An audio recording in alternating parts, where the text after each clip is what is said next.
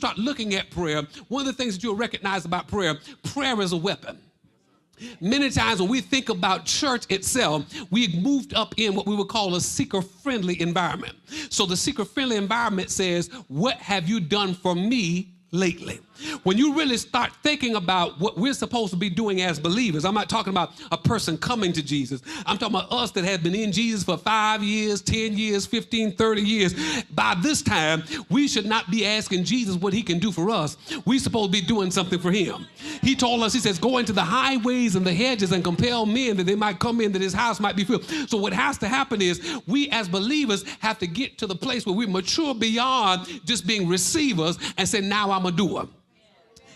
Have you ever gotten upset when you started to see other people come along and they started getting to a position where they get benefits that you had to labor for years to get, but they get them like quickly, and you get frustrated, like say, this is not fair. How are they getting these opportunities right quick, and I had to labor for them all of these years? You need to nudge your neighbor and tell them, say, you had to plant the seed so they could get the harvest. Jesus began to explain that to his disciples when he had the issue where those that started working at the early part of the day, and then some came at the last hour, and they all got paid the same things. The one that started working at the early part of the day, they said, how in the world are they getting the same thing I'm getting? And then Jesus says, did you not agree to this? Is this not what you said that you would receive for your labor? So why are we having this conversation? In my words, conversation through.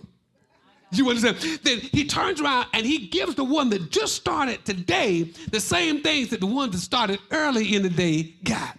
As believers, we have to be comfortable with the fact that some of us are not just going to be receivers only, but we're going to be one that till the ground. There are people that came before us. We're now beneficiaries of all of the seed that they've labored for. What do you mean? When you start looking at all the things that we have spiritually, there's somebody that began to pray in the realm of the spirit to create an environment that made it conducive for us to be able to receive. You're not just spiritual because you decide to be spiritual. Some of the stuff you inherited came down through your bloodline. You were in an environment and you got contact through impartation. You were in the place and God began to give you a gift that you didn't ask for, you didn't deserve. That's why we call them grace gifts.